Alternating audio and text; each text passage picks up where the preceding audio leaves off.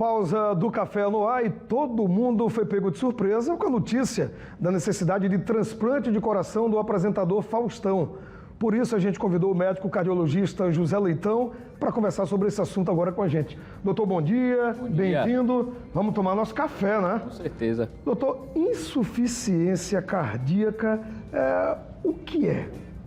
Bem-vindo. Insuficiência cardíaca nada mais é do que o coração, ele não consegue bombear de forma adequada o sangue.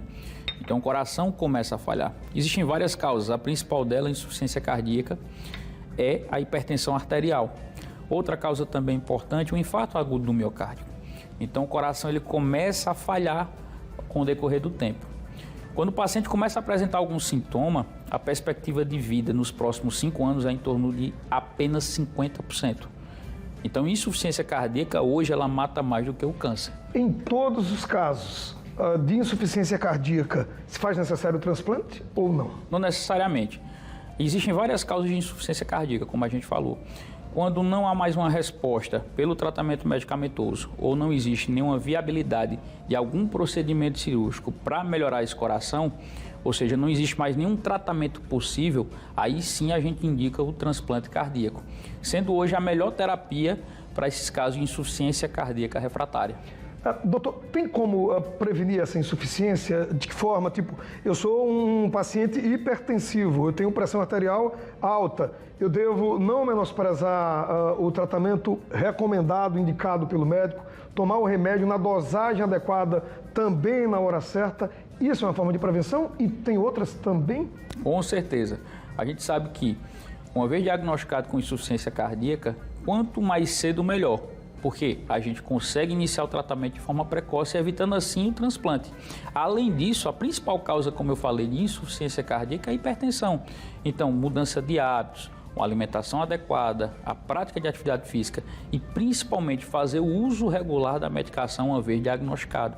A gente sabe que a principal falha de tratamento é a falta do uso da medicação regular. Cerca de 70% dos pacientes hipertensos, por exemplo, não fazem o uso correto da medicação.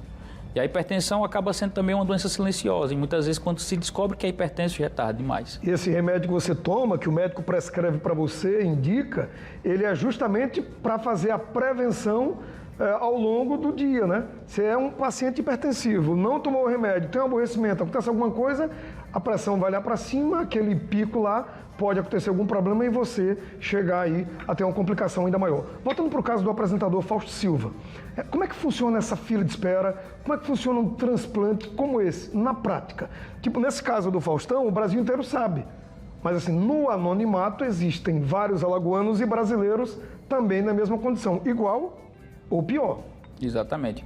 Uma vez diagnosticado com insuficiência cardíaca, sendo indicado o transplante, a gente vai fazer um pré-operatório para saber se de fato esse paciente vai receber algum benefício com o transplante de coração, ou seja, nem todos os pacientes com insuficiência cardíaca estão aptos a receber um coração novo. Por quê? Uma das principais causas é a hipertensão arterial pulmonar, porque a pressão do pulmão em algumas situações chega a ser maior do que a pressão sistêmica. Então, nesses casos, a gente não indica o transplante de coração. Por quê? Porque a pressão do pulmão ela é mais alta do que a pressão do coração. Além disso, existem algumas outras contraindicações. Então, a gente precisa avaliar o paciente como um todo. Mas uma vez ele listado, ele irá entrar na fila e aí, a depender da prioridade, no caso do Faustão, como ele está em uso de droga vasoativa, está internado, ele entra sim como prioridade. Então, ele não está furando a fila. Ele não está furando fila e ele não está na prioridade por ser uma pessoa pública conhecida. Exatamente. Ele está porque o quadro realmente permite isso. Exatamente. Há um controle rigoroso sobre isso também. Com certeza. Para você ter ideia, aqui em Alagoas, foi um paciente transferido recentemente para realizar o transplante. Por quê? Porque ele também estava como prioridade.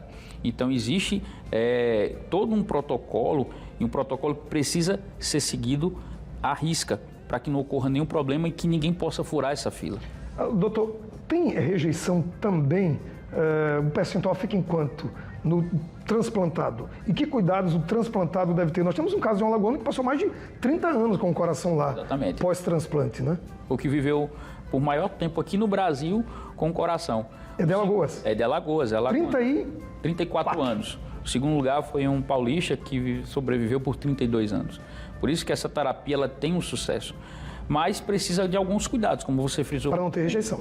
Exatamente, principalmente o uso dos imunossupressores, que são medicações que são utilizadas para evitar a rejeição do coração. Para o resto da vida você toma? Exatamente, para o resto da vida. Pós-transplante. Pós-transplante. Houve uma melhora muito grande das complicações pós-transplante, porque alguns imunossupressores traziam sequelas bem graves. As medicações mais novas, o paciente consegue ter uma vida normal. É tanto que tem uma transplantada, que ela é bem conhecida no Brasil, que ela é triatleta.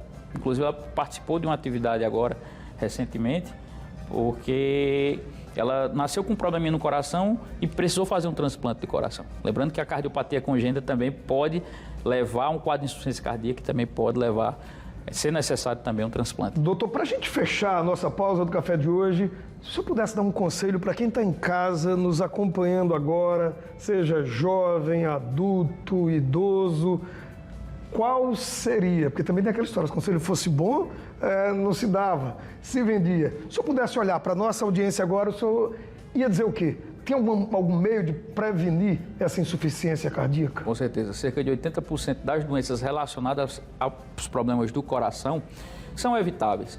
Então, sempre fazer o acompanhamento com o cardiologista, com a equipe multiprofissional, com alimentação adequada, a prática de atividade física é importantíssimo.